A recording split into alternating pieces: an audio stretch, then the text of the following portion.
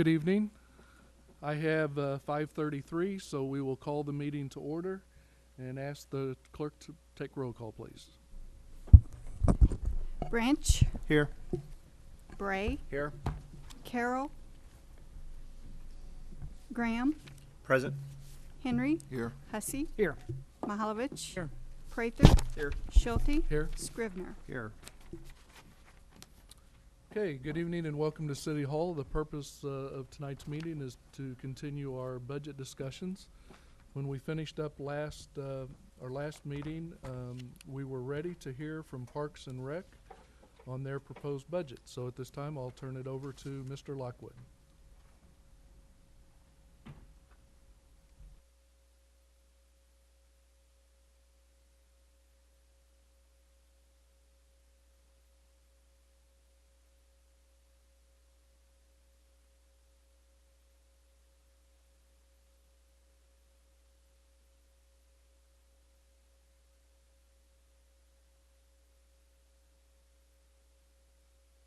Sorry about that.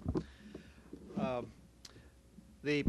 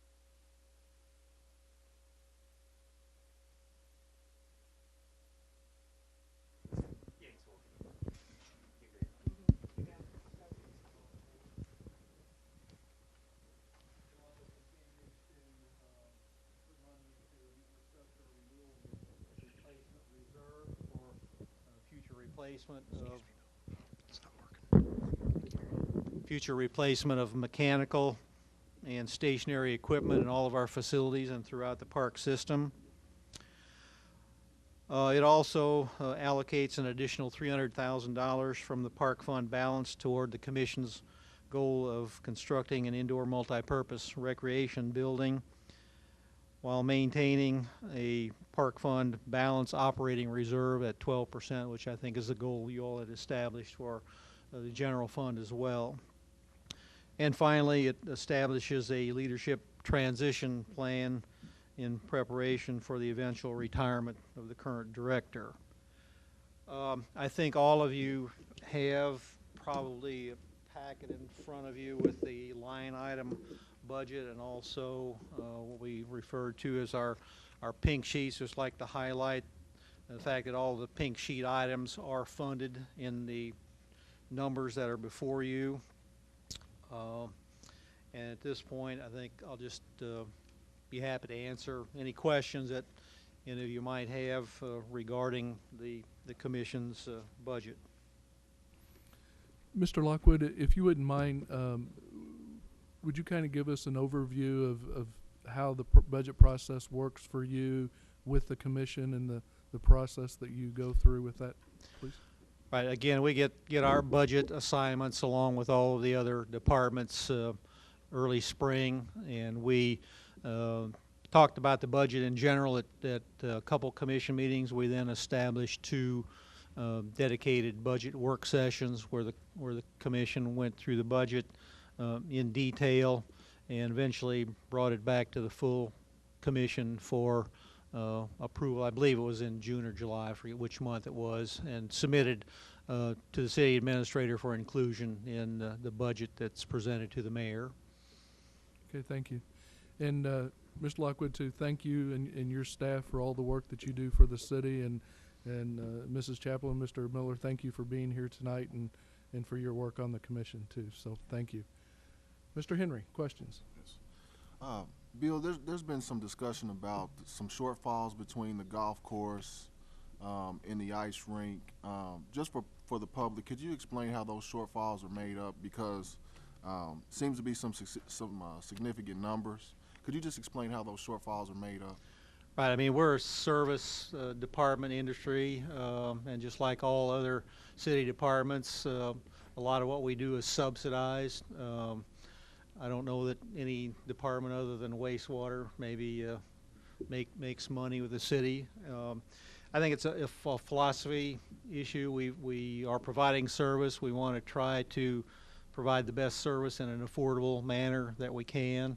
The fact that those facilities that were mentioned are subsidized really is nothing new. We work and try to operate them, making business-like decisions to minimize the amount of subsidy that we have to give to them, but it's kind of a balancing act, trying to maintain and develop and have nice quality facilities for the public, while at the same time trying to keep charges for uses of those facilities in a reasonable, affordable manner so that our public can take advantage of them. Thank you. Mr. Prather? Along the same lines, is that something that the commission looks at to try to improve the profit margin, or is that something that's it is what it is? We are constantly striving. Obviously, costs increase faster than revenues at virtually all of our facilities, so it's an annual struggle. We take a serious look at all of our fees and charges every year, and I think we've got a pretty good track record of increasing incrementally as those costs go up. It becomes more and more of a challenge, obviously, to close the gap between costs and revenues, particularly in this economy. But it's something that we look at. We know that virtually all of our operations are subsidized, some more than others. But again, we're a service industry, I guess, just like all the other city departments. We don't feel our mission is to be in business to make money off the public on any of these facilities, but we do try to minimize in any way we can the subsidy that we do have to give to them. And typically it's made up from our local park sales tax, which was approved by voters. Mr. Scrivener? Bill, I have 3 or 4 questions for you. Do you know, or are those numbers on the top of your head, maybe just how much subsidy there is at the ice arena and golf course? I don't have those numbers with me. I've got a 25-year history. I can show you every year for that time how much subsidy has gone into ice arena, each of the swimming pools, the golf course, and into our recreation programming. I neglected to bring that, but I'd be happy to get you a copy of that. Okay, and I would appreciate a copy. Do your subsidies in any way, are they exacerbated, I guess, by some of the improvements that you've been done? I mean, I don't know how you do your accounting. Do you account for your capital improvements separately from your operating budget? Are we talking about a subsidy for operating budget essentially? Yes, right. Capital items are generally separated and funded in the capital budget. Okay, and you mentioned a couple of times here, and I for some reason the name went right out of my head, but a plan that it's been approved by voters, a stewardship plan, I think you referred to it as. Right. When we went to the voters back in 2005 to remove the property tax for parks and substitute the sales tax in place of that, we put together a campaign plan on the issues that we were going to be addressing if that funding was available, and we try to remind ourselves every year what that commitment was and tailor our budget to make sure that we're not forgetting that we promised to do certain things. And so that's a big part of our focus every year when we start the budget. I've probably had an opportunity to see that plan at some time or another, but while you're gathering things up, if you'd get me a copy of that, I'd appreciate Sure. it. It's pretty much a fourfold thing, and I touch on some of those items in the summary here, but basically involves a program of replacing vehicles and equipment, improving maintenance, and setting aside some reserves for major expenses. I know you all are struggling now with trying to do an HVAC system for the fire station. We've tried to provide for those kind of things by setting money aside for that purpose, not spending it in the current budget year, but knowing full well we're going to have to spend that money down the road.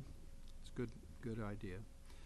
And then I guess last but not least, there's been conversation in the community, letters to the editor from time to time, and just people that have contacted me face to face and have had questions about the feasibility, and I know you're a long ways down the road at this point, but I'd like to hear your response to some of the folks that have questioned why there's not an attempt to combine funds between the funds for your multipurpose building and the conference center, and why the city is not maybe building one facility instead of multiple facilities.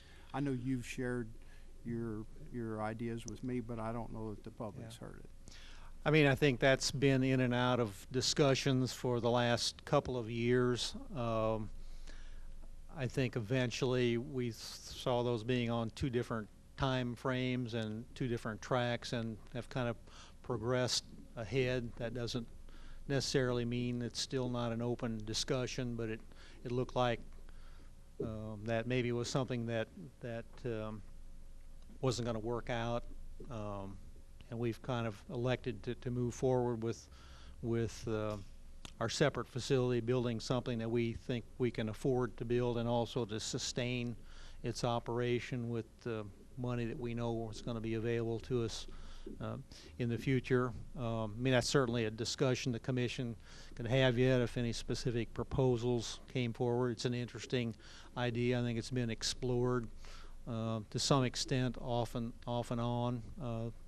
There maybe are a few limited examples of that particular combination working other places, but I'm not very familiar with them. We're obviously having to look at building a building much more utilitarian in nature, I suppose, than many people would like to see from the focus group meetings and the efforts that we've had in the public. But again, probably our biggest worry is sustaining the operation of it in the long haul. Building it as tough as it's been is probably the easiest part. Yeah, I think that when you and I have talked, that's been, again, your emphasis has been on concerns about operating something. Yeah. Do you see it more as a financial operating burden rather than a administrative operating burden, or do you see it as both?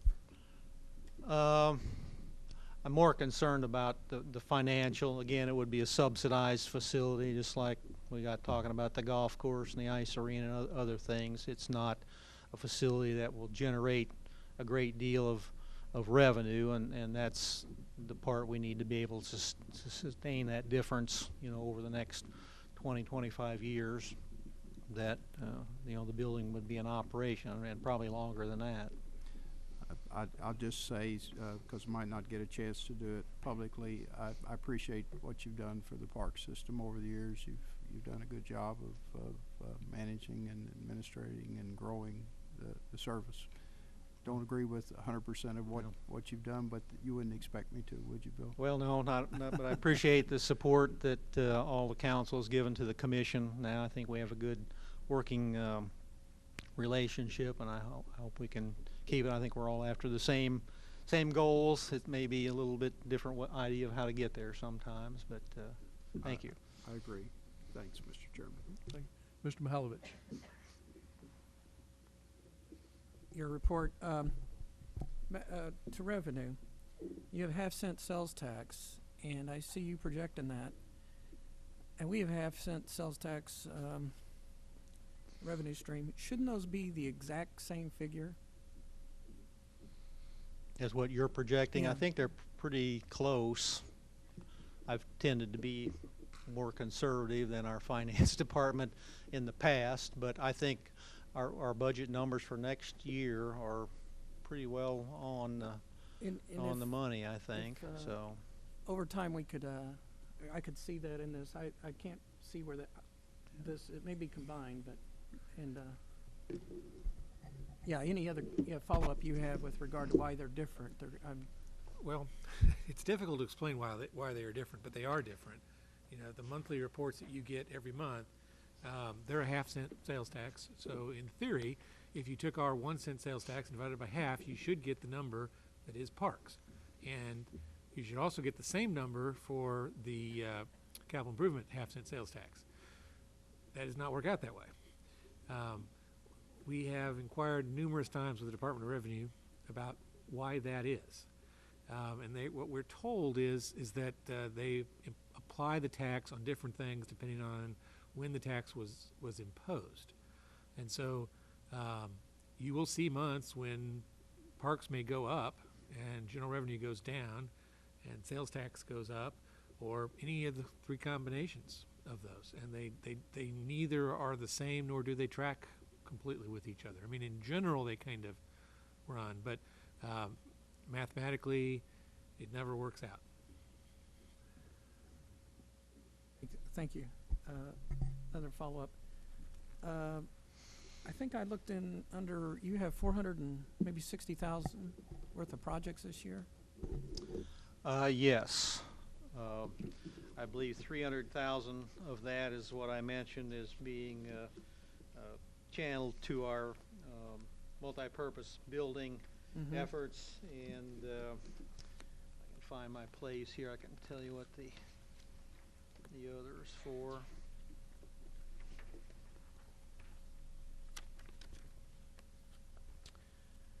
It's actually $420,000. $120,000 is going into playground improvement category.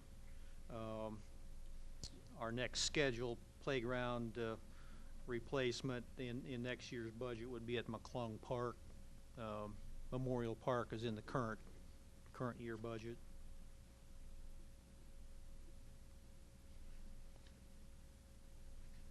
So Okay. Those two together are Okay. comprise that capital element. Good. I see some also some projects on the Greenway expansion, maybe.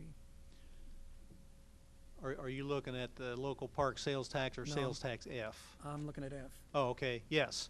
And I don't have that list in front of me, but yes, there are a number of items as listed in there that are part of F in the park system improvement as well. Greenway, and I think maybe a little money at the golf course, and I'd have to look at the list to tell you for North sure Jefferson. what else is on there.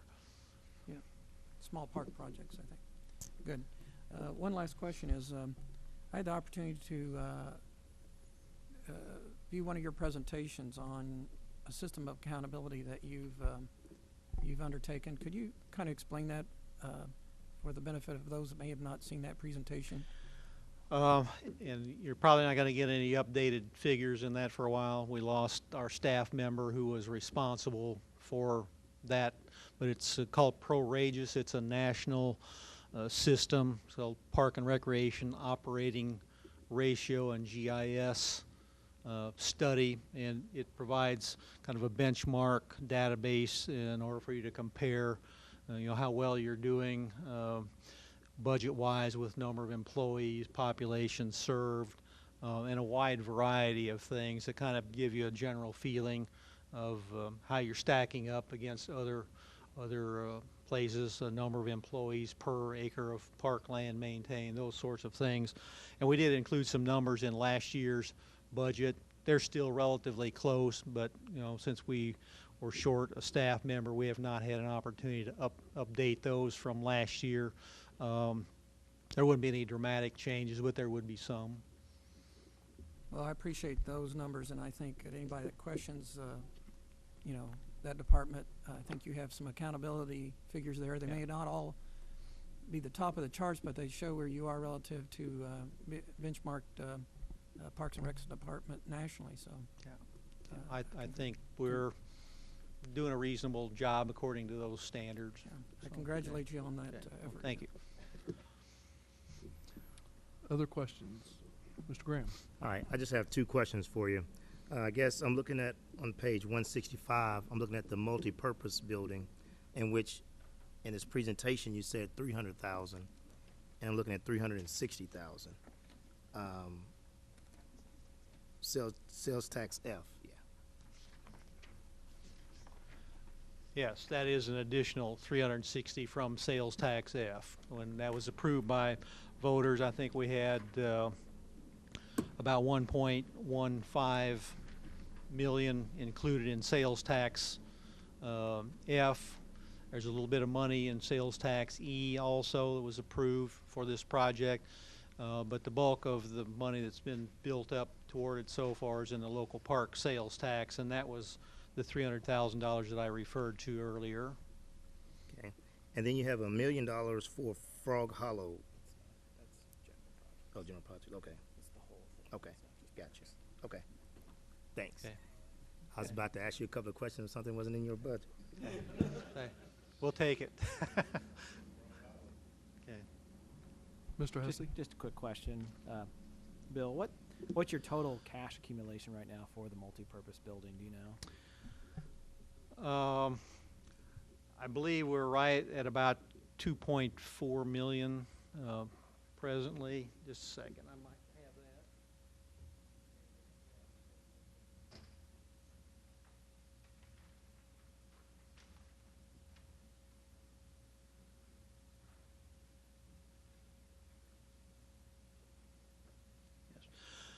I mean, we've identified for that project as a whole, a goal of $5 million is all that we feel like we're able to sustain over time. The bulk of that money is at hand, but I think it also, our funding plan that we put together also requires us to devote some additional funding to it for the next 2 years during the rest of planning and early construction as well to reach that amount. So does that 2.4 roughly, does that include the 1.15 from sales tax F, or is that I separate? believe it does, and all of that is not collected yet. The 360 that was referred to is in next year's budget that will add to that. I think that may be the last contribution toward that building from sales tax F. All right, thank you. Other questions for Mr. Lockwood? Okay, thank you. And just so we follow the same procedures that we have for all departments, I'll give the council an opportunity. I would like to go through basically the budget and just give you an opportunity to ask any more questions. So revenue, pages 169 through 175. Any questions on revenue 169 through 175?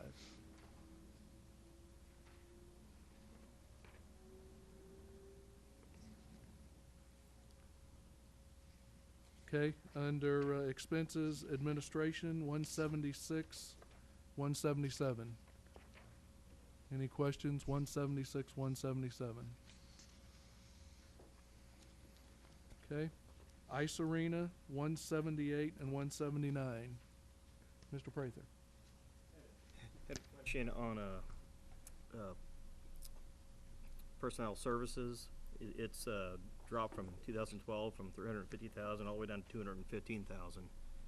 Did we cut back on employees, or what was the cause of that? The way we put our budget together, we budget staff, and some of them are allocated percentage-wise to different parts of the budget. But regardless of that, if our maintenance staff works at that facility, at the ice arena, golf course, or swimming pools, we have a mechanism in our payroll to be able to charge their time against that facility so that we get an accurate picture of what really the maintenance and operating costs are. The way the budget's put together, there's really no way to exceed your budget for permanent personnel. It's a self-regulating system, so as long as you have them budget, we try to budget them where we think we're going to use them, but if they happen to work elsewhere, it's counted for where they spend their time. Helps us do a better job, we feel like, of managing our resources. I'll jump ahead a little bit because this kind of relates. I guess that would be just the opposite for the golf course. That increased quite a bit, about $40,000 since 2012. So I mean, that would probably be the same answer. Yes, I think so. We're not increasing any permanent or part-time staff at any location. I believe we did provide for a slight increase in all of our minimum wage salaries this year. I think it's $0.10 an hour for returning employees, but we feel like we have to do that to remain competitive. All right, thank you. Okay, any other questions, Ice Arena? Okay, golf course, 180, 181.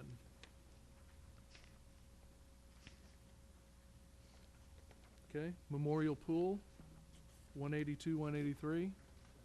Okay, Mr. Scrivener, golf course. When you're setting fees, greens fees and et cetera on the golf course, are you trying to be competitive with local golf courses? I guess I'm thinking again, going back to a meeting here where a gentleman was questioning whether or not the Park Service should be in competition with businesses. How do you set? Do you undercut their rates? Do you bill at the same rate, or? We don't intentionally undercut. I think there's been an effort on others' parts to try to be less than we are. We really felt like we didn't want to get into that kind of game, so to speak. We try to keep them reasonable to reflect in a reasonable amount of cost recovery, but we do have to pay attention to it. Obviously, we're not doing the public any good if we maintain a great golf course out there and nobody comes to play at it because they can't afford it. And people are very cost conscious here in Jefferson City, much more so I think in recent years than they are condition conscious about the property. It used to be the other way around quite a bit, but we pay attention to it. We don't collude with them to set rates or anything, but we try to take advantage of special offers and opportunities and discount coupons, things like that, which encourage people to come out and use our facility. I guess, again, maybe we had the opportunity to ask these questions earlier, but from a standpoint of looking into the future, if there are commercial courses around, and we know there are, and they have rates that are similar to ours, and yet we operate at a significant subsidy, and they presumably are making some kind of a profit, or they wouldn't continue to operate from year to year. Why is it that we can't break even in our golf course? I think it's simply a matter of the rates we charge. They're considerably less than some area courses. One course in particular is is typically more in line with us. The others are considerably higher. You know, I hate to use the cliche, we were here first and everybody came in afterward, but you know, we're definitely overbuilt in the golf market in Jefferson City, and we are the only public course in Jefferson City. You know, there may be a point in time that has to be a serious consideration, but we've said, you know, if we had that property which was given to the city for park purposes, if we didn't run a golf course on it, you know, how much is it going to cost us to maintain it for general public use, and the amount of subsidy that we're putting into that course, probably no more than what it would cost just to maintain the property for other uses if it wasn't a golf course. Plus, you have millions of dollars in investment sitting out there that would be essentially thrown to waste if it was abandoned as a golf course. I don't know what the answer is, but given the fact that we do directly compete with other commercial interests, and those commercial interests do provide a service that a lot of the public finds necessary, I really think that's something that over time we ought to evaluate, and it's either a place where we need to clean up some of the subsidy, or it's a place maybe we need to consider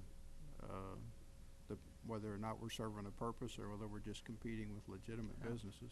I think it's probably a discussion in every city that has a municipal golf course. Right. Yeah. All right, thanks. Mr. Mihalovich? A little follow-up.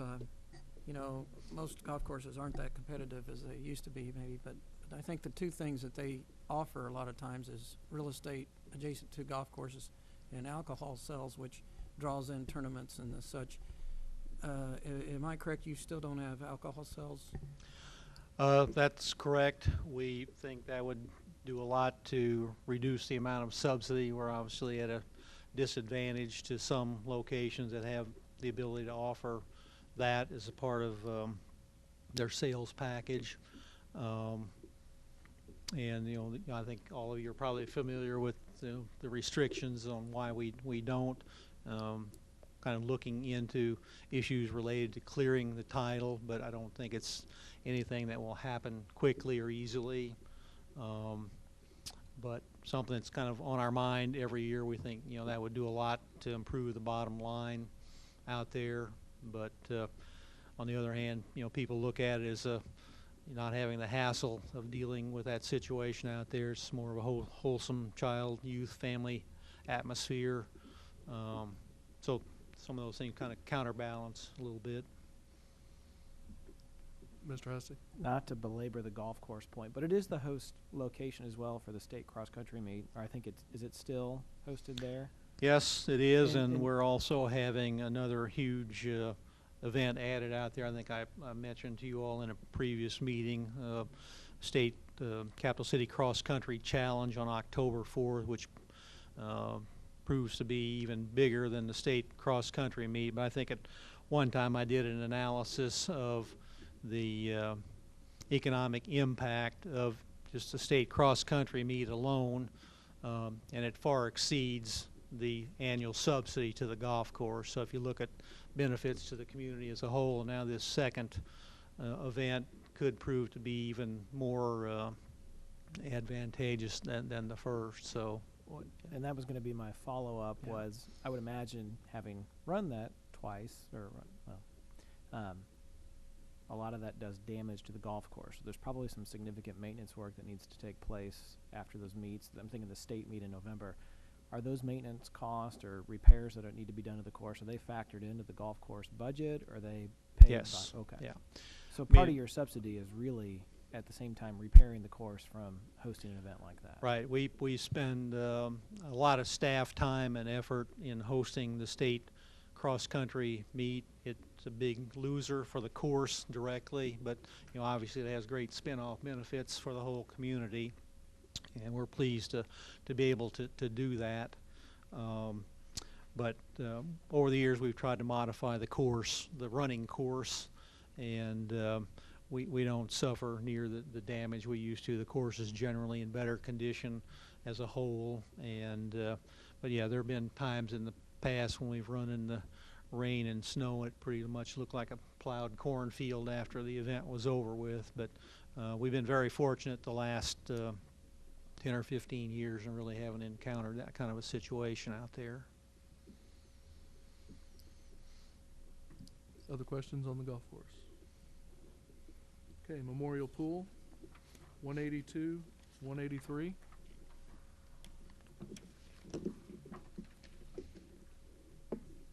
Okay, Ellis Porter, 184, 185.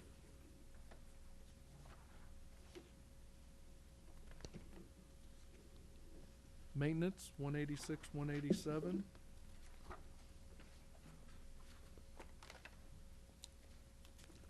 Recreation programs, 188, 189.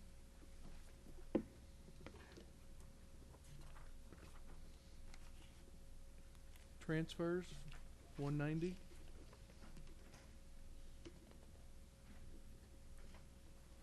Capital projects, 191, 192, and 193.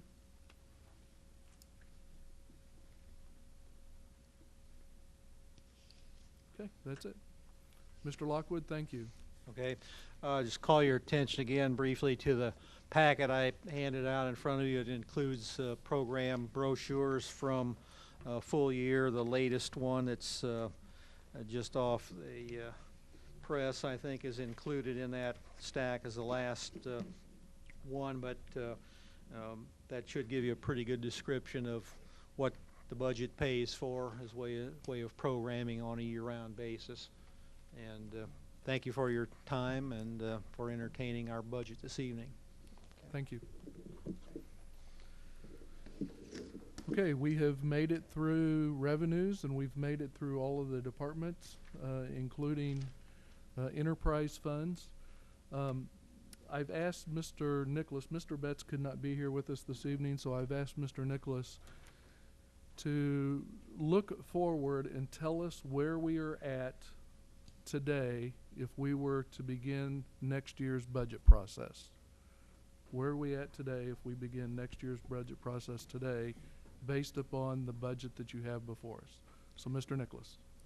Yeah, and of course it's, I should preface by saying it's a bit of crystal ball gazing, but what we kind of look at is the expenses that we have in the budget today, and then what expenses we know will be increased in the future, and then subtract from that, a guesstimate about what we think the income increase would be. There's a number of significant factors that are probably worth mentioning. One is that one of the things that we're doing to finance the budget this year is we've got that $300,000 from transit. So that $300,000 alone is kind of a one-time fee, and we'll have to make that up next year.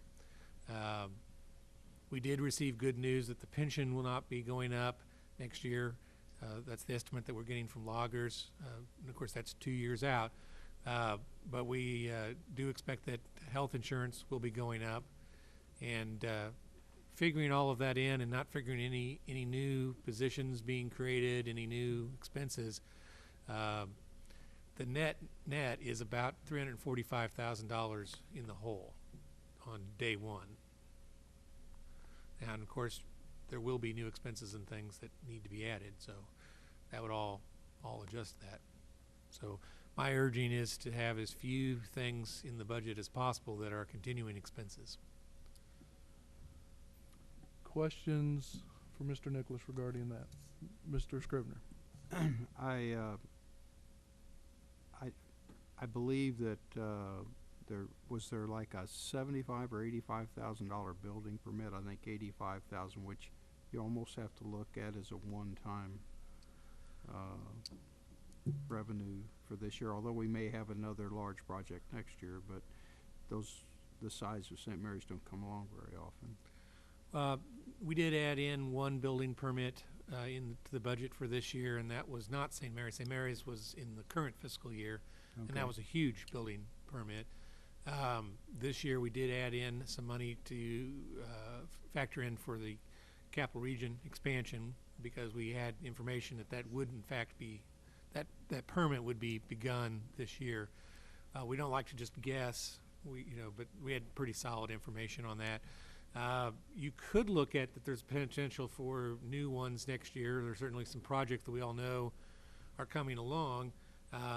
Any one of those might, increase some on the building permit, but that's a pretty small thing.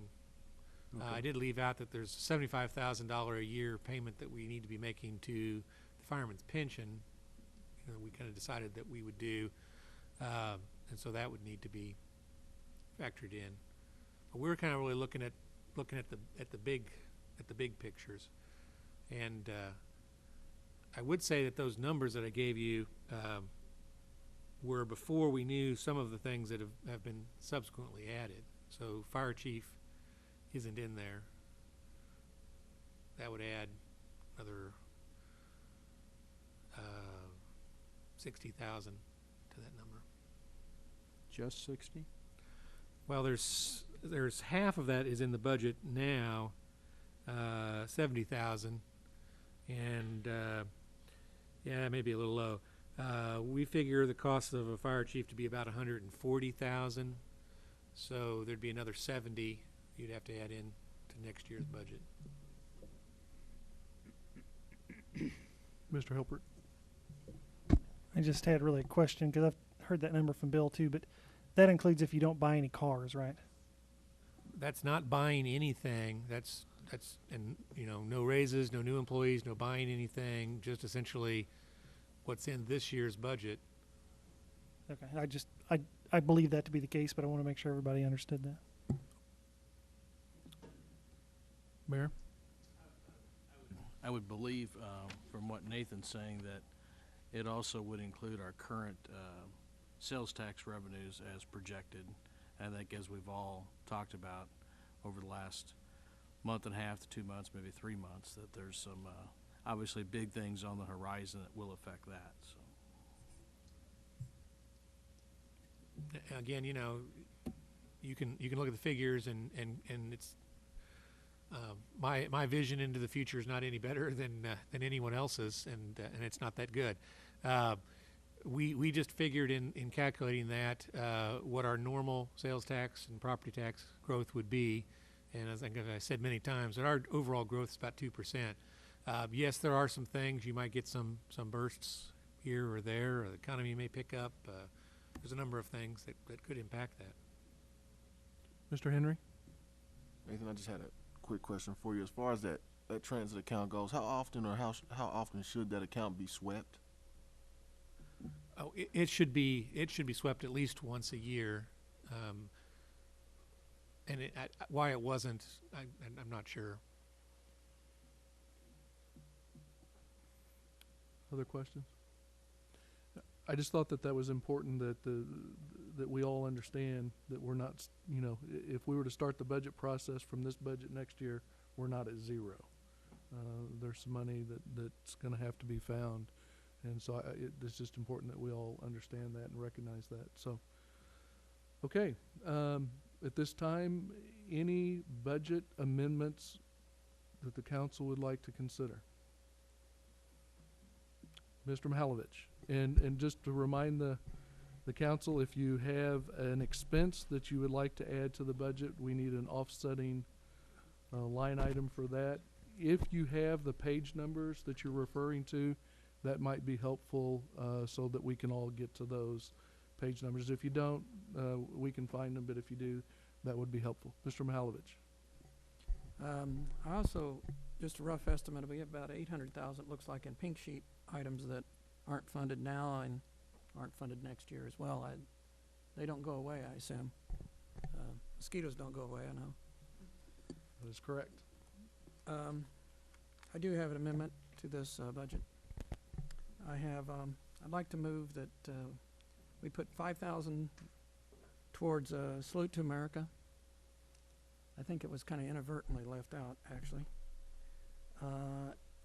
And 2,500 into the Cultural Arts Commission, and those would come from the 7,500 that we put in the budget back into contingency that was in there for the floating holidays.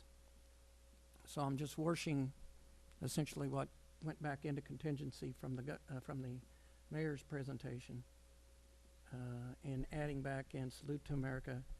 And while the Cultural Arts Commission actually could use 3,000, I'm doing easy math and putting 2,500 back into cultural arts. I have a presentation Monday with regard to the good things that they're doing, and I feel like it's a very small investment for all the work that they're putting forth and leveraging those dollars that we give them towards building a foundation, to establishing public arts for such a small investment. Furthermore, well, I just believe that we would get return on investment. I guess I need a second before we discuss. Correct. So we have a motion on the floor to fund an additional $5,000 to Salute to America, $2,500 to the Cultural Arts Commission, and the offset account would be the $7,500 that we added back in on the floating holidays, correct?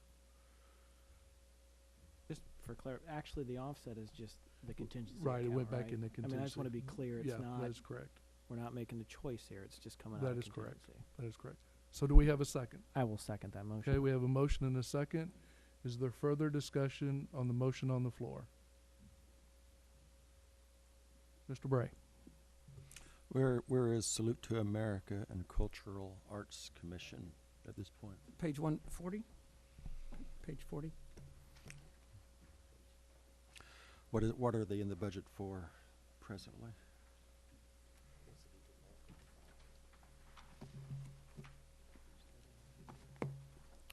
Did you say page 40? Yeah, I have page 40, and it's in for 5, and the request is typically 10,000 for the Salute to America. And then a couple lines below that is the cultural arts.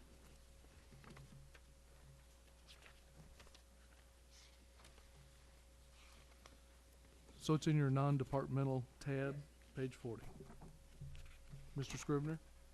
Ken, I don't know if this would make it easier to address individual things, because Councilman Hussey just said, I want to make sure that, you know, that's not a final decision on the 7,500. Would it be easier if, as long as there's money there in the contingency, that everything that you want to fund, that you, for the time being, at least take it out of contingency, and then you could talk about these other things individually, and as you take them away, put them back into contingency?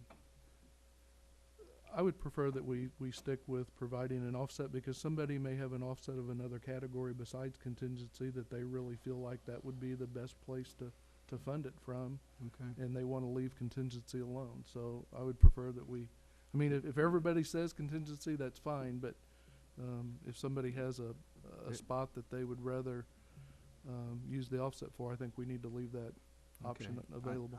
I just visualize us going through and having a motion to take it out of one category, and then a motion to put that category back and take it out of something else, and then go, you know, I could just see us taking two motions to do everything that we want to do, but maybe that'll be what'll happen anyway. Mr. Graham? Under the contingency fund, who controls the contingency fund? The contingency fund, it's my understanding, and Mr. Nicholas, you and Sheila, correct me, that fund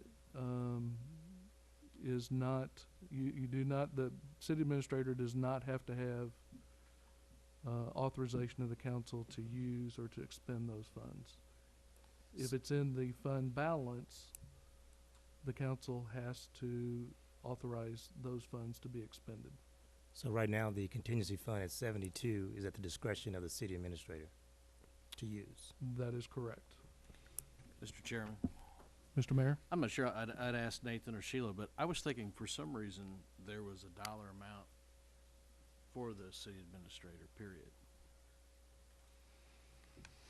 Yeah, the single purchase limit would be 25,000. I think at one time on one of these sheets, it's been a few months ago, but I was thinking there's some notes that said that administrator would tell you the council when used. If I remember right. Mr. Hilbert?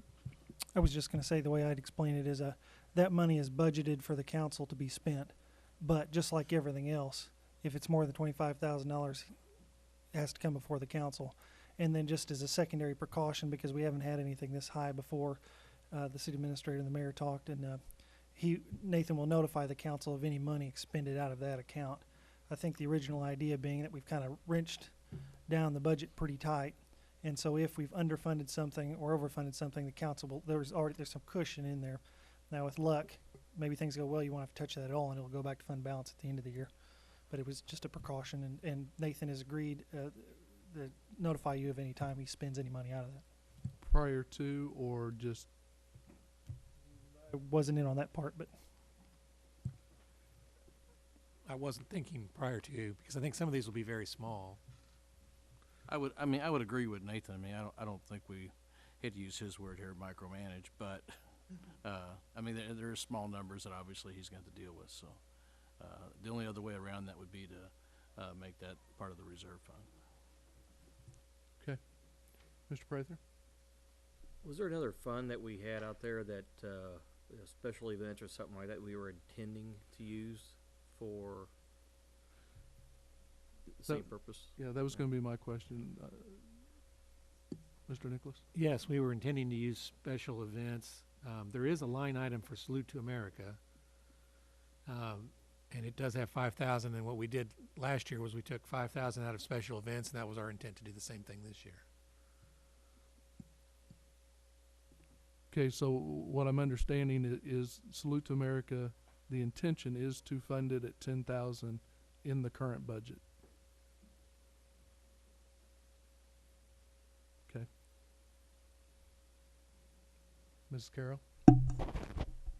So does that change Rick's motion then? You're saying it's already in there, like kind of, I thought Rick was asking to add it in. Add the additional 5,000 to Well, equal 10. If you added 5 into Salute to America, there would no longer be a need to transfer 5 from special events to Salute to America, so that would leave $5,000 extra in special events. So special events, that's 12,000 would be reduced by 5. Is that right? Well, that wasn't the motion, But that's the current plan before the motion. yes. So the current plan prior to the motion was to fund Salute to America at 10,000. So, Mr. Mihalovich, do you want to leave your motion as is? And then there would be 5,000 extra in special events? You know, when we talked about this during our discussions, it seems like we went through what we spent that special events on last year, and Salute to America didn't come up as being used. So I made the assumption that it came out of some other.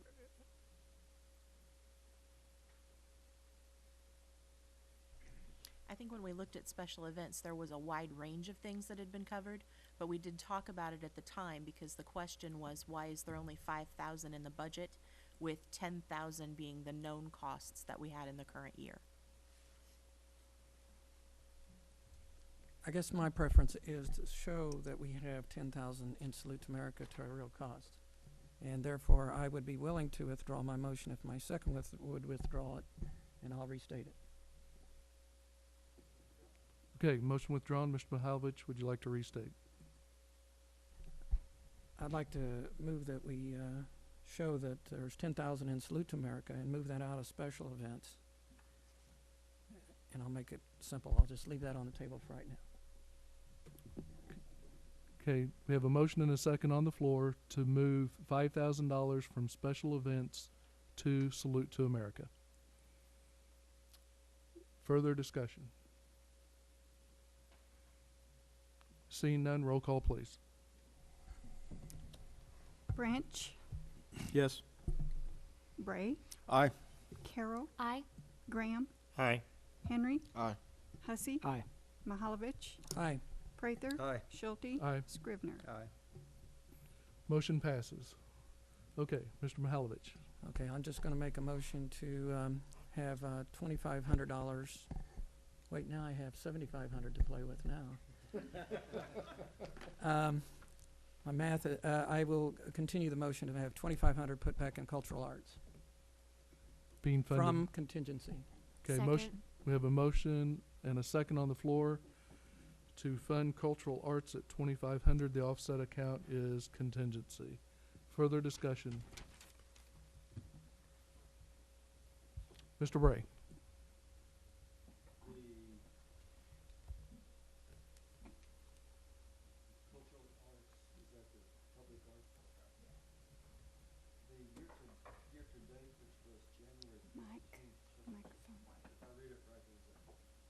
About $1,000, thank you.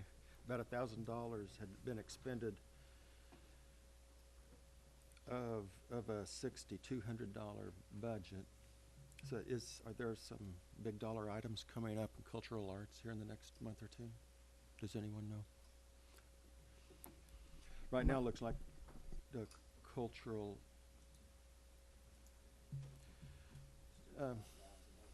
there's still $5,000 in their account, in their line item, so.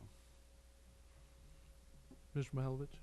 That came up, and I think there's some reimbursements that are due, and they're having an event coming up that there's going to be some funds expended in the very near future. They also have some artwork that's being produced right now, and I believe they're on target to spend all of that. And I'm getting a nod from Gail, who is a staff liaison, as that's true. It is one of those special events, at the Cork? What are they doing at the Cork? What is that? You donate a rocking chair. You have an artist do a painting and a decorating of the rocking chair, and then they'll auction that off and then have a fundraiser. Fundraiser for the cultural arts. Yeah. All right, thank you. Ms. Carroll? And on that note of support, I know this Cultural Arts Commission has done a lot of independent fundraising, really more than any commission I've seen. I know they've really been dedicated to raising their own funds. So what we're supplementing them with, they are meeting, I'd say, that those goals of raising their own funds as well to supplement the art, and they're a very hardworking committee. Thanks. Thank you. Other questions, comments before we vote? Seeing none, roll call, please. Bray, No. Carroll, Aye. Graham, Aye. Henry, No. Hussey, Aye. Mahalovich, Aye. Prather, Aye. Schulte, No. Scrivener, Aye. Branch. Aye. 7-3, motion carries. Other, Mr. Chair, Mr. Hussey? I'd make a motion to strike the finance director line item from the budget of $130,000. I would allocate $60,000 of that towards the patch truck for Public Works. $14,000 of that towards the software package for the Human Resources Department. $2,000 of that towards the Human Resources lock purchase.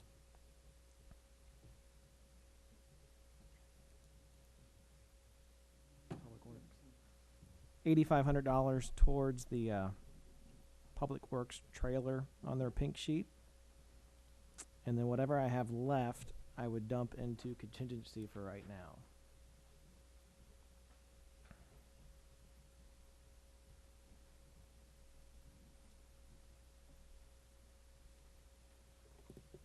Somebody doing the math? I've got 130 minus 84.5. That sounds right. 45,500. Yeah.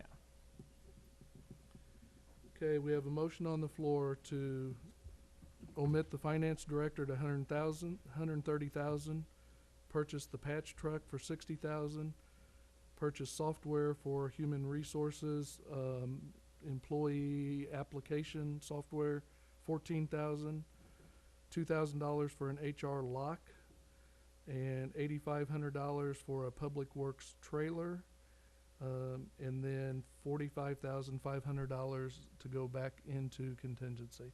Do I have a second? We have a motion and a second on the floor. Discussion. Mr. Hussey. Here's my purpose. We've heard Mr. Nicholas talk earlier about the 15 budget and a lot of holdover costs. And we've got a lot of pink sheets and a lot of capital items that are just going to carry forward if we don't take action on them. My belief is that we are getting the service we need out of Bill Betts in the finance department right now. I'm not saying that's a long-term solution, but I think it's an idea worth further exploration. Prior to my time on the council, there was discussion about the creation of an assistant city administrator position and consolidation of some of that. I don't know what happened to that conversation, and I don't know where it's at, but I think that's worth exploring as to long-term, what does the management of the finance department look like? I'm concerned about dedicating $130,000 in salary to a staff position so that we can state that a city our size has a finance director when it seems as though most of us are fairly pleased with the service that's being provided by Bill right now, the budget, the reporting, and the information we're finding. And so I think with eyes towards 2015, it seems as though we can put off the hiring of that finance director, continue with services that Mr. Betts is providing in the department, and knock out a couple of these capital or pink sheet items that need to be addressed. The patch truck we know is past its time. If we don't fund it this year, it's going to be tough to fund it next year. These are items that won't have a holdover carryover cost with the exception of the HR software, but as we learned through our conversation last time, it seemed as though that could lead to some really good efficiencies within the department that may cut some soft costs in that department long term. Also some paper costs and some copy costs. So to me this seems like a wise move to make given our current budget situation.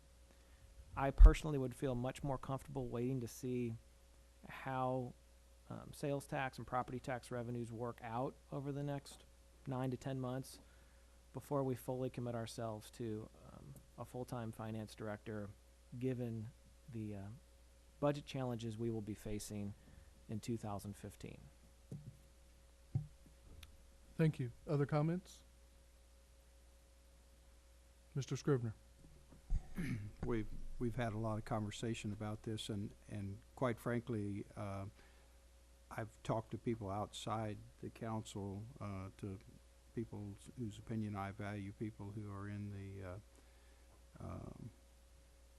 realm of finance and so forth. I even spoke to a previous city finance director, and quite frankly, they all are telling me that our current situation is unsustainable, and that being that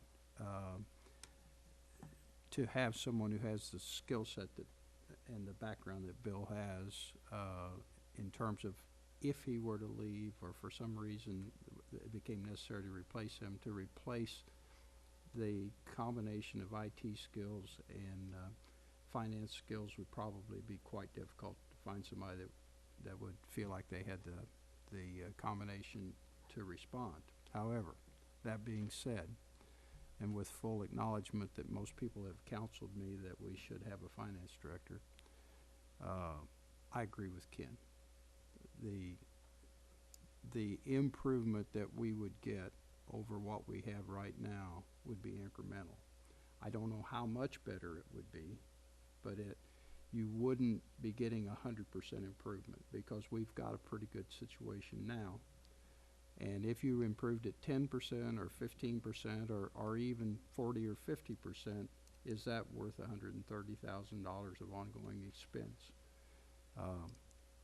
I'm willing to say that we will get adequate service from the situation we have now, full well knowing that at some point in time we need to do something permanent.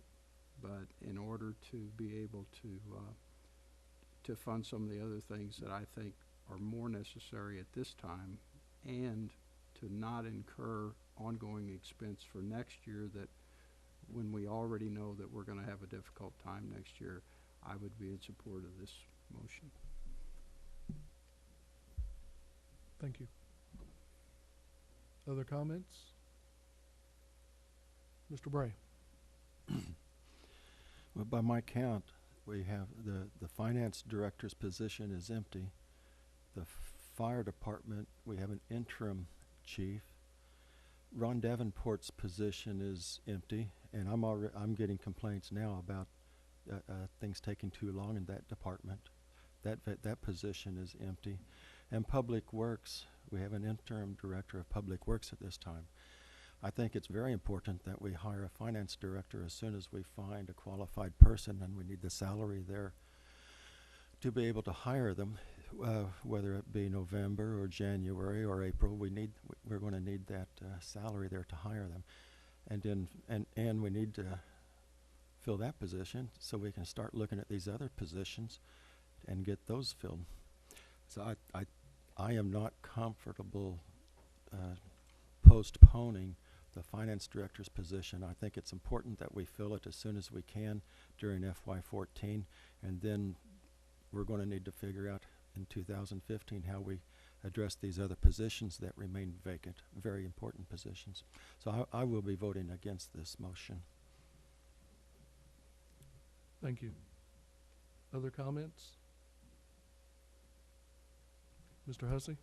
Thank you. I think we all understand there's vacancies and they're going to have to be addressed, and there can be a prioritization to them. And I think we understand that this finance situation is going to have to be figured out. But I guess I'm concerned. I'm not certain that the council, and maybe it happened prior to my time, has had a really thorough conversation to prioritize some of those positions as well. And I think the budget process does that. Do we prioritize finance director over public works, or over fire chief, or over other positions? Do we prioritize some of these director level positions over some of our frontline vacancies that are in existence? And so I certainly don't disagree that it's going to be a situation that's going to have to be addressed. I think there's a lot of uncertainties in the budget right now, and there's a lot of unknowns for next year. We have to kind of see what happens. I think that this is an approach to take care of some capital projects. It still set aside some funds in contingency that we can get creative with, or if we want to, put some money towards hiring the position in the third or fourth quarter. But I also think leaving some funds in contingency, or if we set them aside in the fund balance even, gives the council some opportunity to wait and see how 14 goes. I guess I'm just hesitant to commit $130,000 at the beginning of this budget cycle when we know that 15 is going to be tough, and we're still a little unsure as to what our sales tax is going to do, the impact of R.R. Donnelly on our economy, the loss of those jobs, and just at what point does our sales tax revenue start to take the right turn in comparison to state revenues. And so I think, obviously I made the motion, that I think it's a prudent measure. This is what we're faced with our budget year, the way our fiscal year works. We have to make these decisions now, and I guess I'm just hesitant to fully fund that position just yet when we have some capital needs that are in front of us too. Thank you. Mrs. Carroll? Thank you, and I would agree with that, and I know Councilman Scrivener, when you made the comment that it's not sustainable, and I think that is something that is a good observation, and we know that, and I think that at the same time, for those who are looking in from the outside who aren't as closely involved or haven't had a chance to truly be involved, they would see that over the last several months how far we've come with this budget, with our information, finance committee meetings that have given us information more than we've seen in a long time, and Bill has not only done what we've asked, but I think he's excelled and done extra. So I'm very happy with where we're at today. It's not sustainable, it's not where we want to be, but I think it's gotten us more than what we even expected and gotten us into a good position this budget year with the information that we truly need, and it gets us working towards where we want to be. So I agree with that. Thank you. Mr. Scrivener? I want to make sure that everyone that might be listening understands. I'm not saying that Bill and Sheila and the people who are doing the work for us aren't doing a great job. And by unsustainable, I don't mean that I don't have confidence in what's being done. I'm saying unsustainable as a model, that we have a unique situation here, that the talents of someone we had on staff just happened to be able to provide us the level of service that we've gotten. It's unusual, probably, and this is the advice that I was getting from others that I talked to. It's unusual to find someone that has an IT background that probably could step in and do what Bill has done in the finance arena. And it would be unusual to find somebody in the finance arena that has the IT skill sets that Bill has. And so if you were if you were to combine those two departments in the manner that we had talked about earlier, and then advertise for that position, you probably would have a hard time finding a person with that level of IT expertise and finance expertise. That doesn't mean that there might not be some way to adjust the current situation, and maybe I don't think we probably want to discuss that tonight, but there'd be a way perhaps to change some of the job responsibilities and the reporting and so on and so forth, and adjust the situation as it exists today to a more favorable working arrangement than what we have, again, as on an interim basis. I'm not saying it's perfect, I'm not saying it's even ideal, but I am saying it has worked, and it is working, and I could see it working for a few more months while we try to understand better what our revenue situation is going to be for next year. Additional comments? Mr. Bray? I agree that we will probably not hire a finance director in the first month of the fiscal year. And we probably will not require the entire amount of $130,000. So at some point during FY14, once we do hire a finance director, we will know how much we have saved during those months that we are in a search and looking for the right person. So if we hire someone in January or in April, we will have funds left over that we will not have spent on that salary, and at that time we can come back and visit these items that Councilman Hussey is speaking about. I really urge you to think about defeating this motion in favor of hiring a finance director as soon as we can find that qualified person. I agree that Bill and the staff and finance people, they have done a fantastic job. But we need a finance director for the future of Jefferson City, and I believe we need to do it now. So I'll still be voting against this. Other comments? Mr. Graham? I guess this is probably a question for HR. As relates to the possible hiring of a finance director, what is the time frame? What was in the past, what has been the time frame for advertising, application process, and all of that? What's the time frame for that?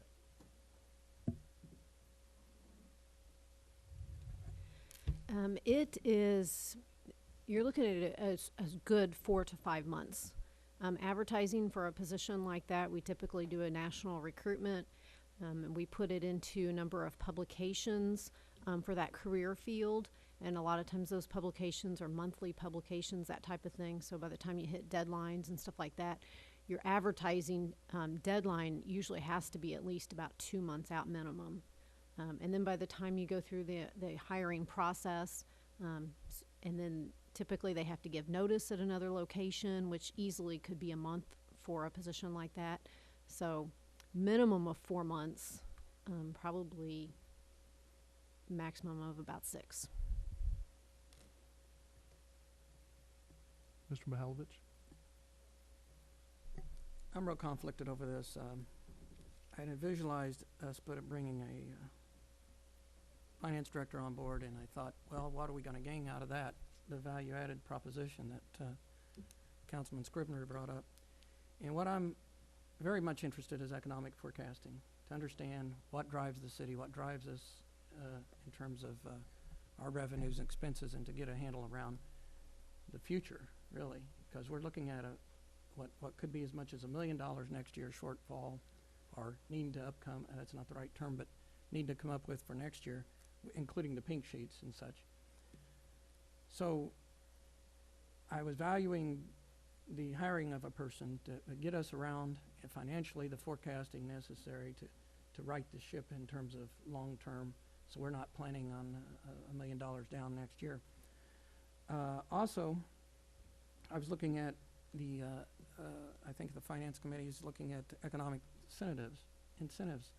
We need to leverage everything we got to try to bring back dollars to the city, to look at ways that we're going to be able to generate revenue.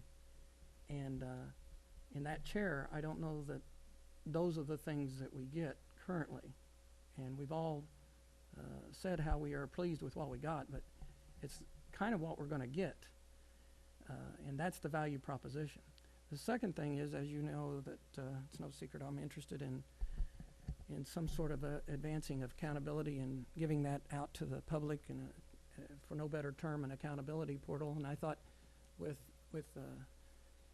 I don't want to be making policy through budget, but down the road I would like to see more done with describing the good things that are going on with the city.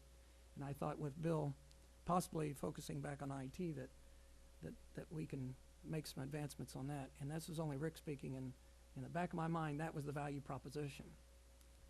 And so that's my comment. Thank you. I do want to clarify a comment that you made about being down $1 million. As Mr. Nicholas indicated, we're between 350 and 420,000, and I know your number included the $450,000 for an HVAC system for the police department. So that's what's getting us those pink sheet items. Just for clarification. Thank you for your comments. Other comments, Mr. Scrivener. And quite honestly, that's the argument, if you will, if you want to use that others have made, that said we ought to have a finance director. And I think it's a very legitimate point. We had a finance director for a number of years, and so I'm not sure we got a really, really good projections and the type of information that you're talking about. So what's critical if we hire someone is that we bring someone on board that does offer that expertise. Otherwise, we have an expense that is not bringing us what we want. And I understand that those things are very, very important and very valuable, and that's what you definitely expect of a finance director in the public sector. They're very concerned with how to maximize tax benefits and how to maximize depreciation schedules and how to create profits and so on and so forth like that. I presume that sort of expertise is also present in the public sector when it comes to finance directors, but I guess I'm skeptical of whether or not we would really gain that much from over and whether I'm skeptical whether or not we could that they would come in and show us the way to the promised land, so to speak. I guess I could be convinced if enough of you are in favor of a finance director, I could have my mind changed, I suppose. But right now I'm skeptical. Mr. Mayor? As I guess kind of the guy who originally brought this idea up, but I would just chime in right quick. Since the beginning, as many of you guys know, had a short list, and on that short list it's actually behind my wall at Phillips & Company behind the door. and finance director was on top of that. And the reason being is that when I first became mayor, became good friends with Steve and the people that we work with here every day.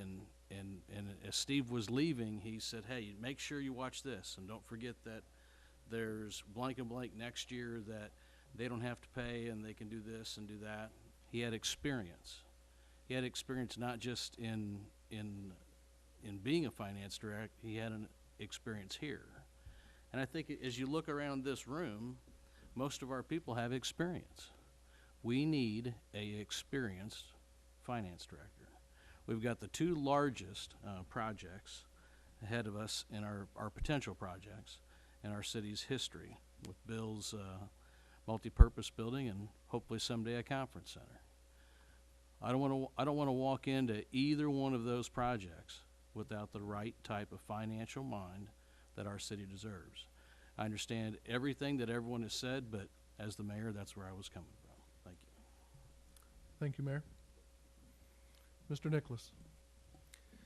Well, I just want to say there's a reason why I did not include it in my budget, and I did the same analysis essentially that Mr. Scrivener's looking at. You know, do we gain $130,000 worth of benefit for it? And I concluded that we don't. And let me tell you, I interviewed in the course of 2 rounds of interviewing. I looked through probably 500 resumes, and I certainly interviewed at least 100, if not 200, potential finance directors. 100 maybe.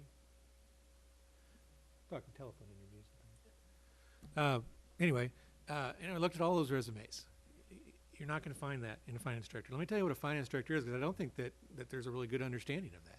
It is a management position, okay? They manage the finance department. They make sure that the accountants are producing the right information. They are not economists. If you want to hire an economist, then we should hire an economist. But I did not see one of those people that I interviewed who claimed in their resume that they had the capability to do economic predictions. Not a single one of them. And I don't think you're going to find that with the job description that we're putting out. I agree with you, it's something we need. But the finance director is not, if you advertise for a finance director, you're not going to get that. What you're going to get is somebody who can keep the finance department in check, make sure they're doing the things that they need to be doing, understand and translate the information that the accountants speak. And I, with all due deference to these ladies who I like very much, they will tell you that they speak an entirely different language. An entirely different language. They speak this accounting language. And it has to be translated so that you all understand it, so that I understand it, so that the public understands it. And that's the role the finance director provides. Right now, I have a team that is working and providing that function very, very well. And my priorities would certainly be in other things. And I think you have to look, as Mr. Schulte, asked me to point out at the beginning, that's $100,000 not only in this budget, but it's $100,000 towards that, in that deficit next year. You could cut that deficit in half by eliminating that. So that's why I did not include it in my budget. Mr. Prather. Well, I agree in the short run that the $130,000, we may not get our benefit right away, but in the long term, I've always supported having a finance director. My background's in finance, and I can see the importance of being able to interpret the numbers, and very important, spending full-time job looking at that, and not having other activities to look at, focusing straight on that. And like I said, I'm in full support of having a finance director. Mrs. Carroll. One point that I would want the council to consider, just so we're completely clear on this motion, is looking at the timeline. I know Gail mentioned 3 to 6 months, and knowing we've already done 2 searches, I would guess the 6 months would be more appropriate. But the other piece of that is we never concluded yet a decision on certain department directors living inside or outside city limits, and I would guess that will take a 6-month decision on the council. I think we talked about it 6 months or maybe more before at administration. And I'm not trying to sound, I'm just trying to be real. Like, I'm trying to be realistic in that there are things that Ken has mentioned that we could say we could fund this year. A finance director is one, I think we're really in agreement. I think all 10 of us agree we need a finance director. My concern is timing. If the motion fails, the items perhaps that we want to get funded won't get funded, and at the same time, we'll talk 6 months about whether the finance director should live in or outside city limits, and then a 3 to 6 month search, because that has to be done before we do the search. So I'm just concerned that we could say, well, let's hold off, and then we have 1 year of working on a finance director, and then none of these items have been funded that could have been. So that's why that's even another benefit, because of the time it's going to take to do that. Thank you. Thank you. Drew, Mrs. Strope, correct me, didn't we pass the ordinance regarding department directors and where they live within relationship to the city limits? We did change it for finance director, city councilor, human resources director, IT director, and I think planning and code enforcement, to where it's a 15-mile limit. Okay. I thought that we had addressed those. So. Mr. Prather? I have a different take on that. I appreciate the things that Ken has brought up, and we do need to address some of those issues. And should it happen that we don't hire a finance director for 6 months because of the procedure, the process we go through, we'll have that money then to address those other things. So it's not dire that we have it right now, but it is dire that if we don't plan for our finance director now, we won't have the money later. Thank you. Did you have anything, Mrs. Carroll? And I'll apologize then. I thought that I know Public Works was still out there. I thought we tabled the whole thing to take back to committee. So, okay. Thank you. Mr. Bray? I'll call for the question. Second. We have a motion to call for the question and a second. Discussion calling for the question. All in favor to call for the question signify by saying aye. Aye. All opposed, nay. Motion carries. Roll call, please. On the motion. Carroll. Aye. Graham. Aye. Henry. Nay. Hussey. Aye. Mahalovich. Nay. Prather. Nay. Schulte. Nay. Scrivener. Aye. Branch. Nay. Bray. Nay. Motion fails. Any other items to bring before the council for potential adjustments to the budget? Mr. Bray. I'd like to eliminate the contingency and move those funds into fund balance. We have a motion on the floor to eliminate the contingency account and just let those funds roll into funds balance in the budget. Is there a second? I'll second that. We have a motion and a second. Mr. Bray. I think it's important that the council retains its authority over the funds of the city, and I think the fund balance is the right place to do that. Any other discussion on the motion? Seeing none, Mr. Hussey. I'll just state that I think I disagree. I think we've got a cap. I think if we wanted to have conversation about the spending authority of the city administrator to make expenditures without council approval, that would be fine. My concern is, though, that while to move something to the fund balance, correct me if I'm wrong, requires council action. And so if there was an expense of an item that was as little as, a couple $100 over what was budgeted, I believe that would require then, council action if it had to come out of the fund, if there was no contingency. And I think the contingency is in existence to provide for that. Now, whether or not the level of the contingency is too high, and if there's concerns by that, I'm just concerned if you get rid of the whole contingency fund, move it all, you provide no flexibility and leeway. Mr. Bray? Councilman Hussey, I can assure you that there's history has shown that there's lots of flexibility in the budget. And the city administrator is very familiar with the budget and very and resourceful when he needs to move funds for purposes of the city government. So there are many accounts in here that there are sources for, you know, the amount of items you're talking about. But also, it's important that we try to grow our fund balance if possible as well. And we can't grow the fund balance if we don't put the money in there. And then if any money needs to come out, the council has the authority to do that, and only the council. Other comments before we vote? Seeing none, roll call please. Graham, Nay. Henry, Aye. Hussey, Nay. Mahalovich, Aye. Prather, Aye. Schulte, Aye. Scrivener, Aye.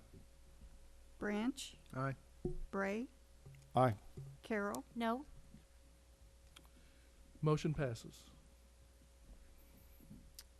Other, Just a quick Mr. question. Hussey. I don't have a motion, I just have a question. Now that that action's been taken, if somebody is to make a motion to expend funds, they can no longer, the contingency is 0 now in our budget.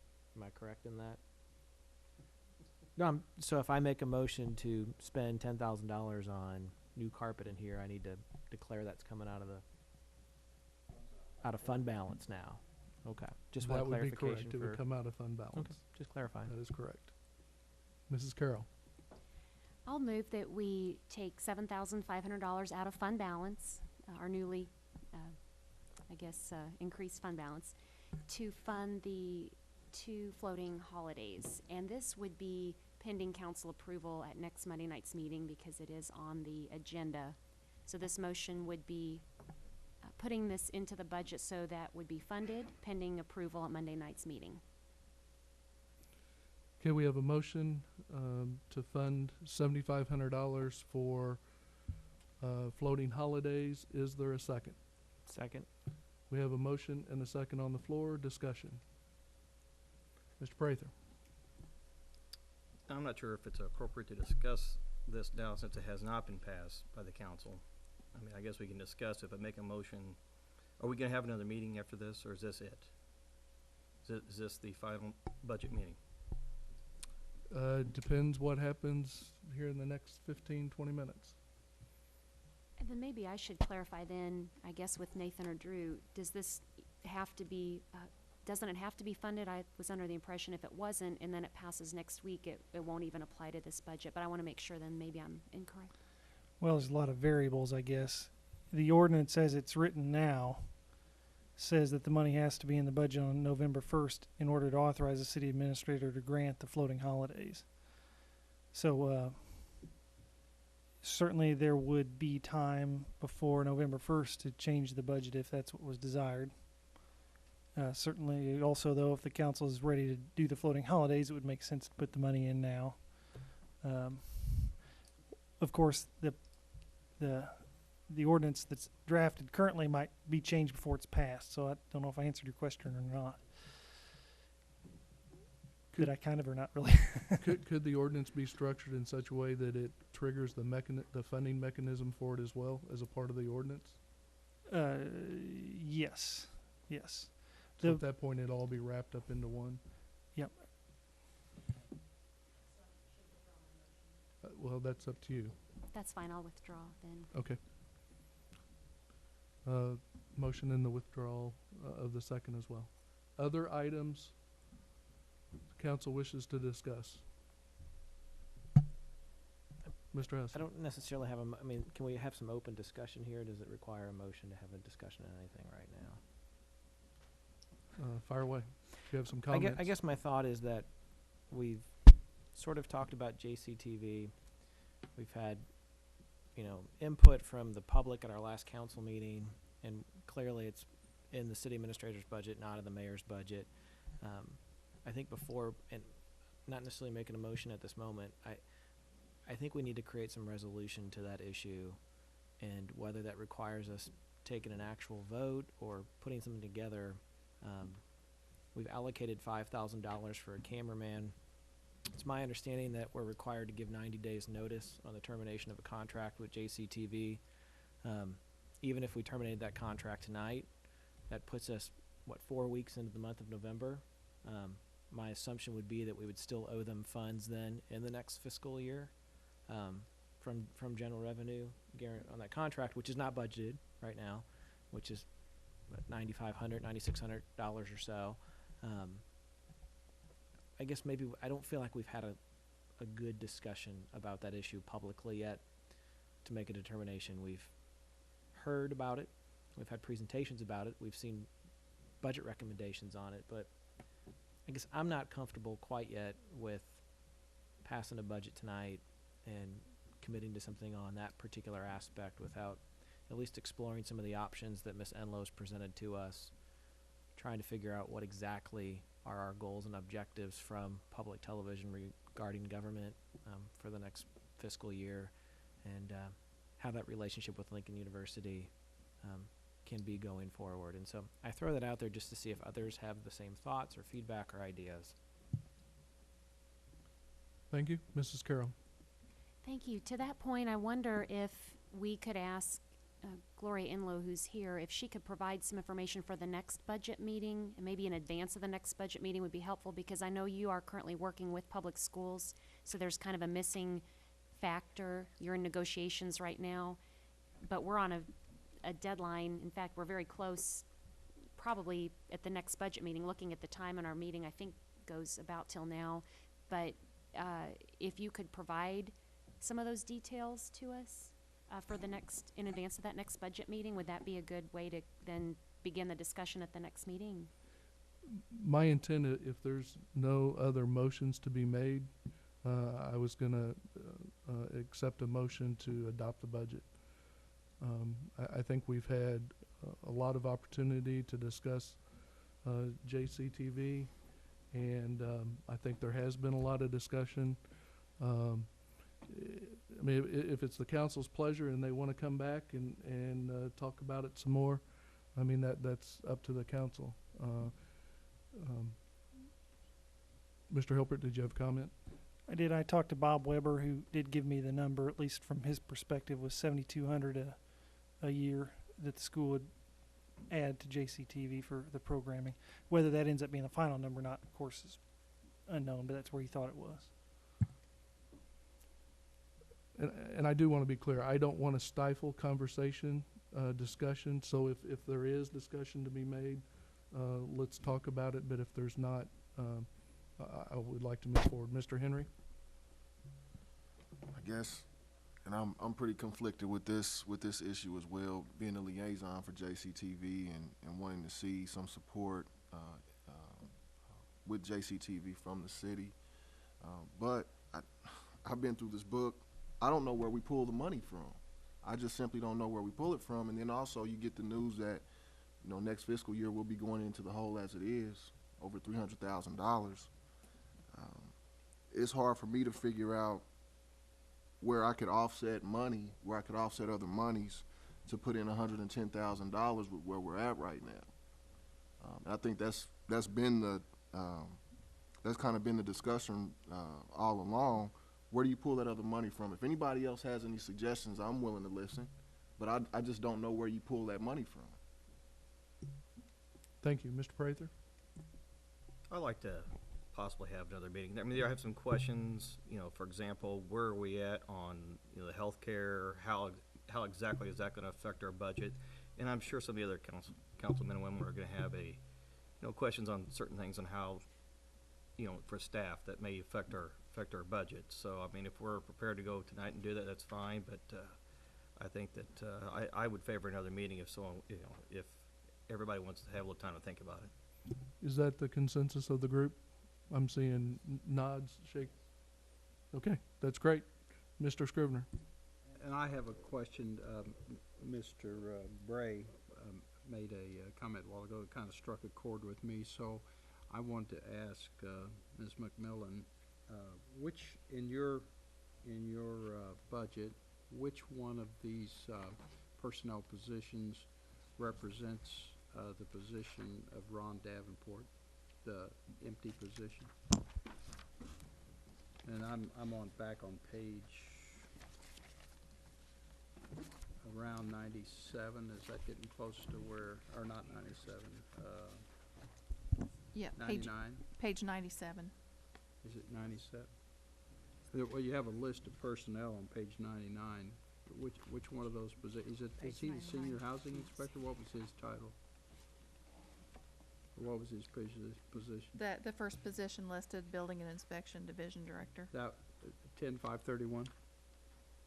Yes. Oh, that's the Yes. department, then. Yes. Okay, so that first position represents what it would take to replace him. Of course, he has, time and grade, so Right. it wouldn't necessarily require that.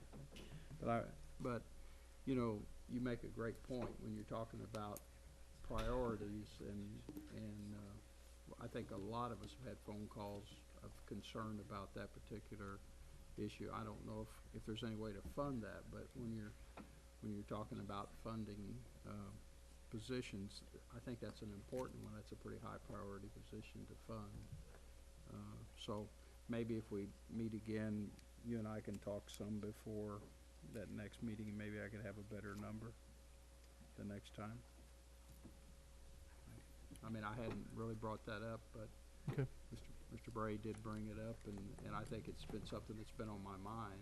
But, again, because, like Mr. Henry said, where do you pull money from? So, Mrs. Carroll?